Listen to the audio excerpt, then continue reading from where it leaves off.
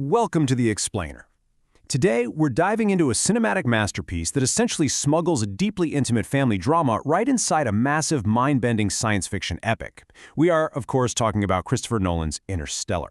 Now, while the movie is absolutely packed with incredibly accurate astrophysics, wormholes, and, multidimensional tesseracts, we're actually going to focus on something else today.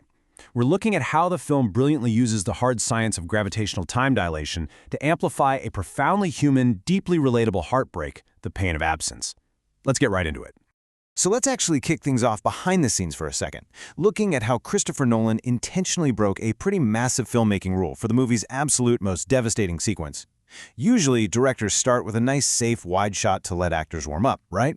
But as Nolan himself pointed out, for the scene where Cooper sits down to watch decades of missed messages from his kids, he wanted Matthew McConaughey's genuinely raw, visceral first reaction. So they just rolled the cameras on a tight close-up right out of the gate. It totally nails that old drama school saying, doesn't it? Acting is reacting. By keeping McConaughey completely in the dark, literally not letting him see those video messages beforehand, his on-screen tears were 100% real. The shock, the total devastation, the emotional unraveling, it was all entirely authentic. It's a brilliant move that anchors an incredibly complex cosmic storyline right in the messy middle of deeply intimate human emotion. Section 1. The cost of relativity. Astrophysics as an emotional language. Okay, to really understand those tears, we have to look at the massive sci-fi concept that caused them in the first place: gravitational time dilation. In physics, it's defined as the phenomenon where time actually passes slower the closer you get to a massive gravitational source, which, in Cooper's case, is the supermassive black hole, Gargantua. But here's the genius part. The film visualizes this physics concept not just through some equations on a chalkboard, but as an emotional language.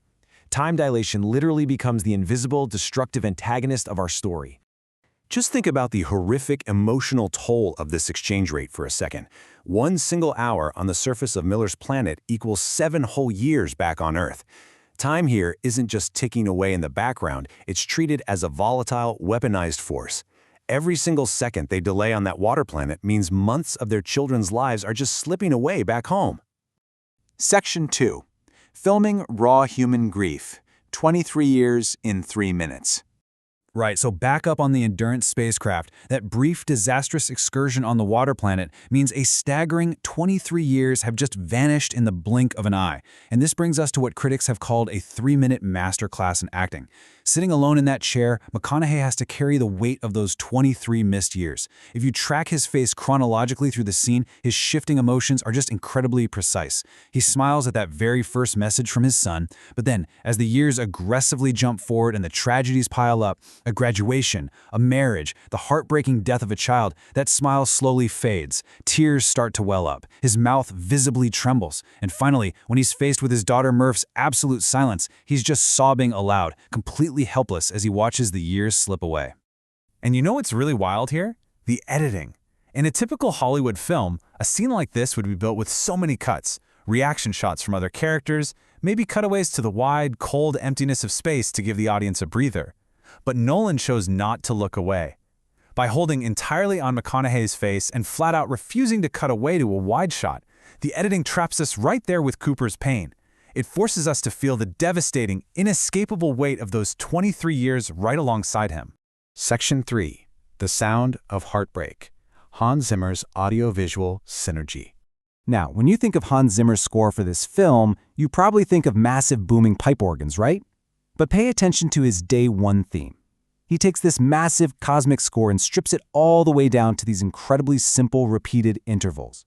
This specific musical cue is designed exclusively for intimate family scenes. So while we're staring at the vastness of a completely different galaxy, the music grounds us right back into the intimacy of a father hearing his son's voice after 2 decades. The harmony subtly shifts, heightening that emotional despair without ever overpowering the actor's performance. But honestly, what's just as powerful is when there's absolutely nothing, total silence. While Interstellar is undeniably a very music-heavy film, Nolan masterfully weaponizes sudden, absolute silence. When those video messages finally end and the screen goes dark, that soothing score just abruptly stops. This total absence of sound emphasizes the unbearable isolation of deep space. It literally makes the emotional disconnection feel physically heavy. Section 4. Time as a weapon. The cost of the present. All of this builds to what is basically the movie's core thesis, reframing time from an inevitable progression into a tragic, nearly insurmountable barrier between the people who love each other. And it culminates in the heartbreaking moment Murph finally sends a message, she turns the camera on, and she is now a fully grown woman. And she delivers this devastating line, "I'm the same age you were when you left, so it'll be a real good time for you to come back." It's just a cruel, cruel reminder of the relativity of time, utilizing the physics of time dilation to deliver an absolute emotional gut punch about how much life has slipped through their hands. So the big takeaway here?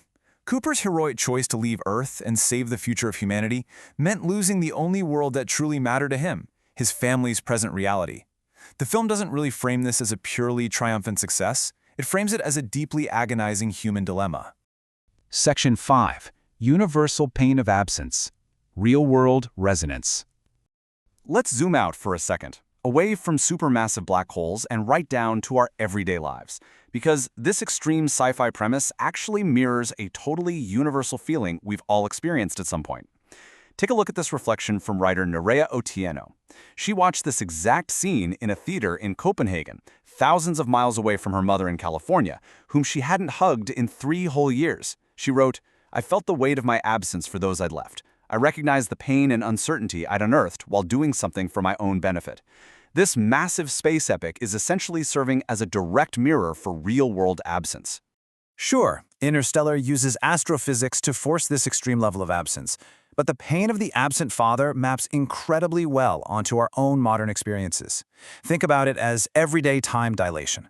Working away from home for years, being separated by pandemic lockdowns, living or studying abroad, or even enduring long hospitalizations. We miss out on the lives of the people we love due to circumstance. And man, that guilt and grief is just incredibly universal.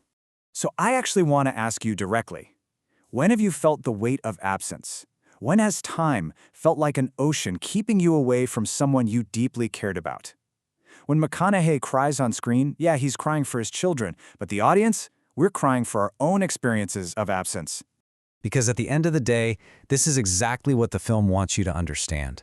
The physics, the wormholes, the gravity, they are all just vehicles to deliver a deeply human thesis.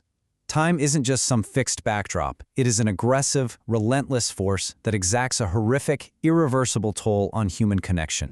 And that leaves us with a really profound, kind of uncomfortable dilemma. If securing a better tomorrow requires completely sacrificing the connections, the love, and the presence of today, is that cost ultimately worth it? It's a question Cooper has to live with for the rest of his life, and frankly, it's one that asks us to take a long, hard look at the price of our own daily pursuits. Thanks for joining me on this explainer. I really hope this changes how you view time, gravity, and the spaces between us.